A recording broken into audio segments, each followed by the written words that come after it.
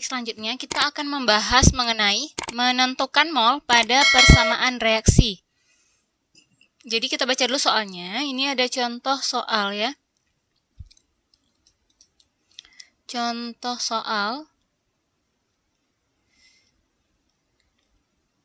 Sebanyak 5,4 gram logam aluminium direaksikan dengan larutan asam klorida berlebihan hingga semua habis bereaksi dengan reaksi Al ditambah HCl menjadi AlCl3 ditambah H2. Berapa liter gas hidrogen yang dihasilkan diukur pada STP. Jadi di sini kita ada Al ini itu 5,4 gram. Kemudian yang ditanya adalah volume dari gas H2 ini. Tapi pada STP, kita sudah belajar STP sebelumnya ya. STP itu bagaimana rumusnya masih ingat? SV sama dengan mol dikali 22,4 liter.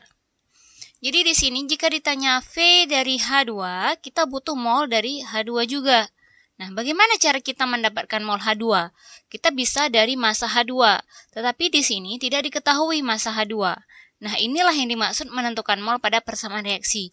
Jadi, dalam suatu persamaan reaksi, kita bisa mencari mol suatu zat yang tidak diketahui massanya dari mol zat lain yang ternyata ada diketahui massanya. Jadi, kita akan mendapatkan mol H2 dari mol si Al ya, karena di sini yang diketahuinya adalah Al. Jadi kita cari terlebih dahulu mol dari Al. Massa dibagi Al. Ar dari aluminium. Ya, berapa massanya? 5,4. Al adalah 27. Sama dengan hasilnya adalah 0,2 mol. Nah, kemudian, dalam persamaan reaksi, sebelum kita mengkonvert mol Al menjadi mol H2, kita harus mengecek terlebih dahulu apakah jumlah atom kiri dan kanan suatu zat itu sama. Misalnya, Al di kiri 1, Al di kanan 1. Cl di kiri 1, Cl di kanan 3. Jadi, ini harus kita setarakan. Jadi, caranya adalah Al ditambah dengan HCl menjadi AlCl3 ditambah H2. Kita setarakan ya. Bagaimana menyetarakan Cl tadi? Dengan menambahkan 3. Nah, tapi kita cek dulu nih. Ada di sini hanya 2. Jadi kalau kita tambahkan di sini 3 itu nggak setara ya. Jadi bagaimana caranya kita menambahkan di sini 6? Jadi udah di sini 6H. Di sini supaya 6H jadi kita tambah 3 ya. 3H2. Jadi kalau misalnya terlalu susah bisa dengan melakukan persamaan reaksi seperti pada video-video sebelumnya. Bisa dicek ya cara menyetarakan reaksinya. Jadi ini 6HCl. Jadi hasilnya jadi 6. Di sini 2 supaya Cl juga jadi 6. Di sini juga 2 ya. Jadi kita sudah dapat reaksi yang setara ini. Kita sudah dapat reaksi yang setara. Nah, kemudian di sini kita bisa letakkan mol Al tadi 0,2 mol ya. Nah, bagaimana mencari mol dari H2? Kalau kita menggunakan rumus ya. Jadi mencari mol H2 adalah sama dengan koefisien yang ini kan yang ditanya H2, berarti koefisien yang ditanya koefisien H2 per yang diketahui yaitu koefisien dari Al. Karena yang diketahui adalah mol Al. Jadi kali mol diketahui, mol Al ya. Mol Al. Sama dengan koefisien H2, ini kan angka yang besar di paling depan ini ada 3. Letakkan di sini 3. Kemudian Al-nya itu 2. 3 per 2 dikali mol Al tadi kita peroleh 0,2. Jadi kita menghasilkannya di sini 0,3 mol untuk H2. Ya, kita sudah dapat mol dari H2. Tinggal kita masukkan ke mencari V pada STP mol dikali 22,4. Jadi mol H2 adalah 0,3 dikali 22,4 sama dengan berapa ini? 6 ya, 6,72 liter ya. Demikian. Sekarang kita akan membahas mengenai air kristal atau beberapa buku juga membahas mengenai air garam ya, sama saja. Jadi di sini terdapat kristal ZnNO3 2 kali X H2O dipanaskan hingga semua air kristalnya menguap. Ternyata massa berkurang 36,54%. Jika diketahui ArZn65, N sama dengan 14, O sama dengan 16, H sama dengan 1, tentukan harga X. Jadi air kristal itu seperti ini ya. Misalnya ada ZnNO3 2 kali. Nah, zat ini, zat air kristal itu senyawanya pada dasarnya sebenarnya dia tidak memiliki X-H2O seperti ini, misalnya ZnNO3 saja. Tetapi di alam ternyata dia mudah menyerap uap air. Oleh karena itu, ketika dia menangkap uap air, maka dia akan menjadi X-H2O ya. X-H2O ini X-nya bisa berapa saja ya, bilangan bulat sederhana, bisa 1, 2, 3, 4, 5. Nah, jika dia dipanaskan, misalnya ini dipanaskan misalnya ya, seperti ini dipanaskan misalnya. Dipanaskan ya. Ketika dipanaskan, dia akan menguap. Ketika menguap itu kan yang lepas itu adalah uap air ya. Nah, uap air H2O. Otomatis ketika dia terpisah dari H2O, maka ZnNO3 2 kalinya juga akan berdiri sendiri kan, NO3 2 kali ya, seperti ini. Jadi ketika ZnNO3 2 kali X-H2O ini dipanaskan, maka masanya itu berkurang 36,54. Nah, berkurang ini sebanyak 36 itu karena sudah terlepas si H2O ya sebanyak 36,54. Jadi 36,54 itu adalah menjadi massa H2O yang sudah lepas tadi. Ya, jadi sisanya berapa? Sisanya adalah 100% dikurang 36,54. Itulah milik dari si ZnNO3 2 kali 36,54% ya. Itulah yang menjadi massa dari ZnNO3 2 kali, yaitu di berapa ini ya? 63,46 ya. Nah, seperti itu. Jadi untuk mencari indeks ya, koefisien ya, Mencari koefisien X ini dengan cara membandingkan mol Zn dengan mol H2O ya. Jadi kita bandingkan mol ZnNO3 2 kali dibanding dengan mol H2O. Nah, ini kita anggap persen massa. Jadi tinggal kita bagi MR-nya. Supaya untuk mendapatkan mol itu kan rumusnya massa per MR. Jadi massanya 3 berapa untuk Zn? 63,46. Ya, kita cari MR Zn itu kalau kita cari dapatnya 189. Massa H2O berapa? Massa H2O itu 36,5 dibagi MR-nya itu 18. Jadi ini kita memperoleh 0,34 banding 2,03 ya. Ini mirip dengan video sebelumnya ya, yang rumus empiris. Nah, kalau sudah dapat seperti ini, itu tinggal dibagi yang terkecil. Bagi yang terkecilnya itu yang kebetulan 0,34. Jadi ini 1 banding 6 ya. 1 banding 6. Jadi dalam 1 ZnNO3 2 kali ada 6 H2O. Jadi ZnNO3 2 kali X 6 H2O. Ya, seperti ini. Gitu ya. Jadi konsepnya kalau misalnya ZnNO3 ini kalau misalnya ditetesi air lagi atau diletakkan di tempat yang lembab, dia akan kembali lagi menjadi ZnNO3 2 kali X-H2O seperti itu. Karena memang sifatnya itu adalah higroskopis, yaitu mudah menyerap uap air ya. Selanjutnya kita akan membahas mengenai reaksi pembatas. Ya. Kita langsung saja ke contoh soal supaya lebih memahami. Yang pertama, contoh soal, sebanyak 10 gram tembaga direaksikan dengan 20 gram belerang. Dengan reaksi Cu ditambah S menghasilkan CuS. ArCu sama dengan 63,5, ArS sama dengan 32. A, manakah reaksi pembatasnya? B, berapa gram CuS yang terbentuk?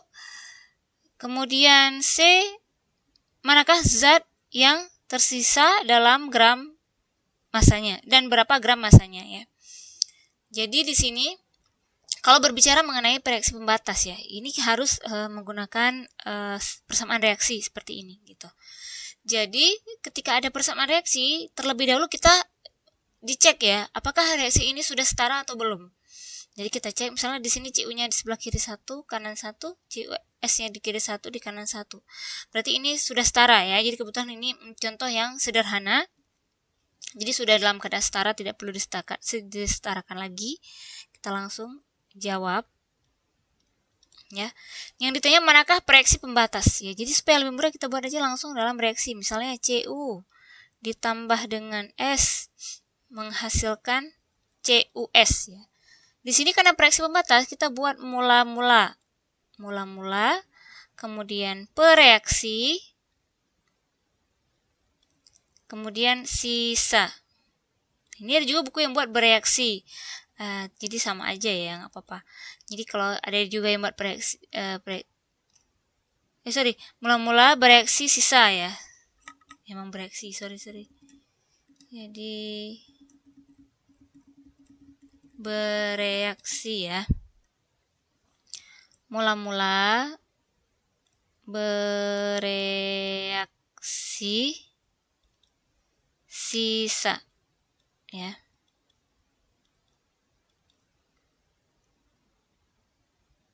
Nah, di sini Cu yang bisa digunakan untuk reaksi pembatas ya, yang bisa digunakan untuk reaksi pembatas itu adalah mol ya, yang satuannya mol, kemudian volume satuannya liter, kemudian P satuannya atm, kemudian ada juga molaritas.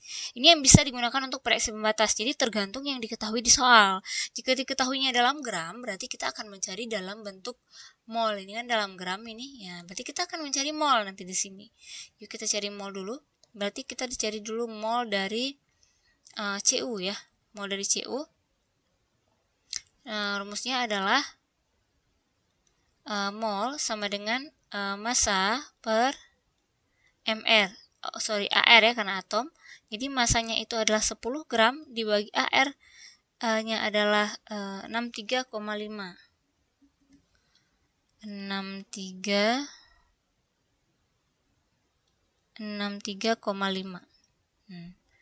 Ini kita dapat hasilnya itu 0,157 ya, mol. Kemudian kita cari juga mol dari S ya. Mol dari S itu adalah sama massa dibagi AR. Masanya 20 gram ya, 20 gram dibagi ARS adalah 32, kita dapat hasil 0,625 ya. Berarti ini langsung kita masukkan ke mula-mula. Jadi awalnya itu ada 0,157 dan 0,625. Nah, kemudian setelah kita dapat hasil mol mula-mulanya, ya kita letakkan di mula-mula seperti ini, kita cek reaksi pembatas. Bagaimana cara mencarinya? Di sini di Cu itu ada koefisien 1 ya. Kalau 1 tidak dibuat, kemudian S juga ada 1 tidak dibuat. Jadi hasil penyetaraan tadi dia kan kita putuskan 1. Jadi kan kalau 1 itu tidak dibuat.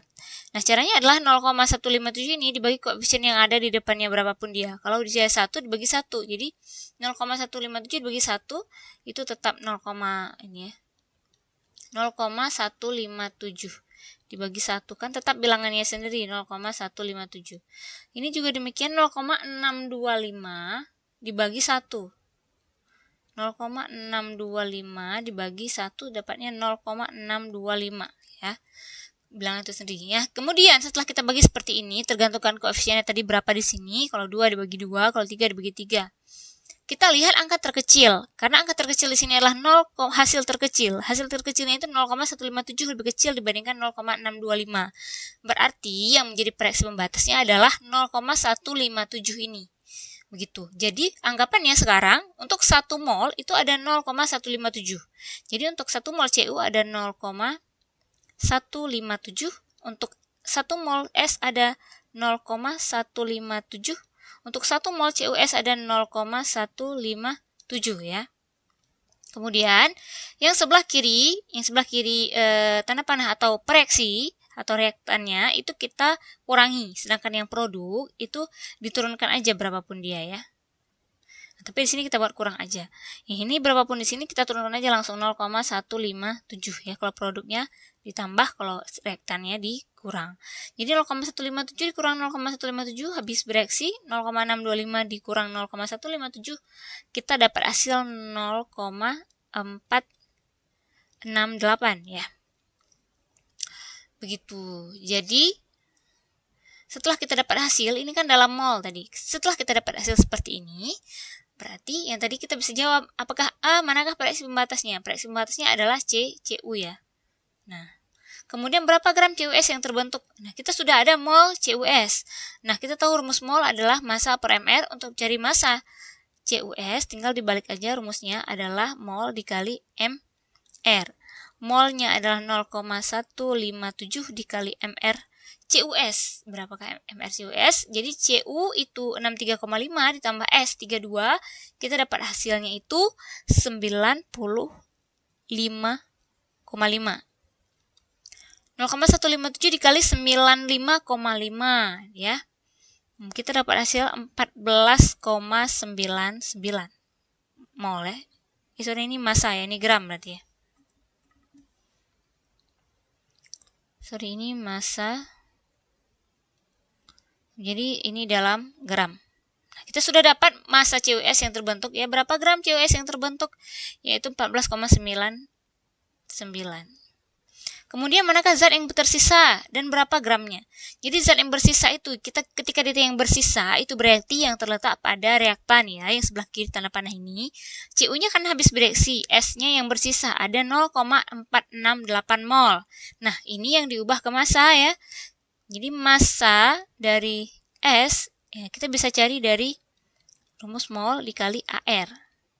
Jadi molnya 0,468 dikali ARS itu 32 sama dengan 14,976 itu gram. Jadi kita dapat hasilnya itu 14,976 untuk hasil dari S atau reaksi yang bersisa di pada reaksi ini ya. Demikian.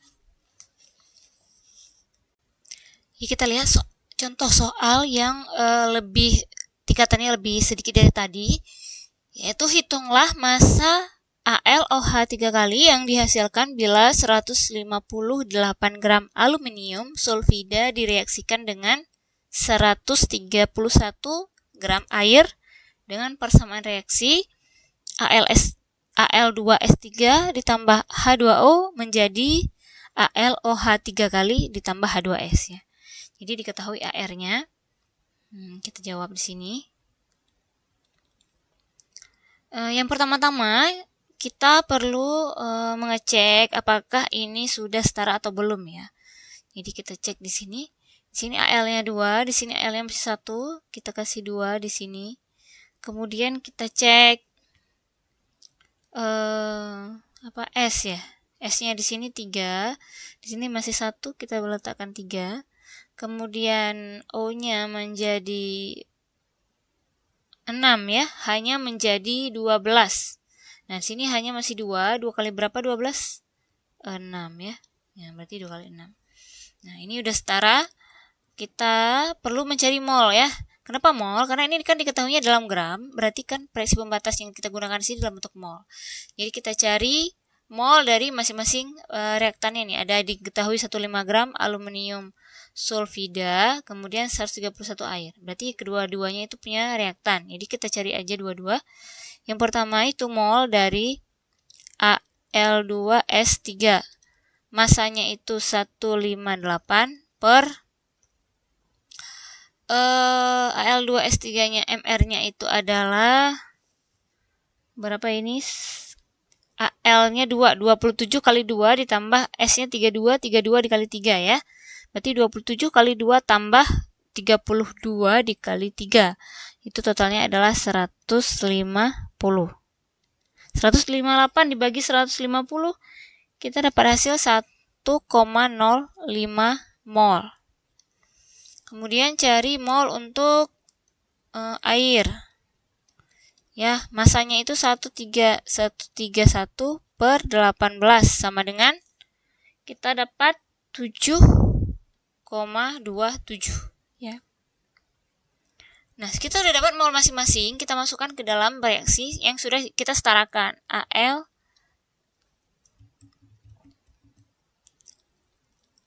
Al2S3 ditambah 6H2O menjadi 2AlOH 3 kali ditambah 3H2O. Ya. Kita buat mula-mula seperti tadi, mula-mula bereaksi sisa.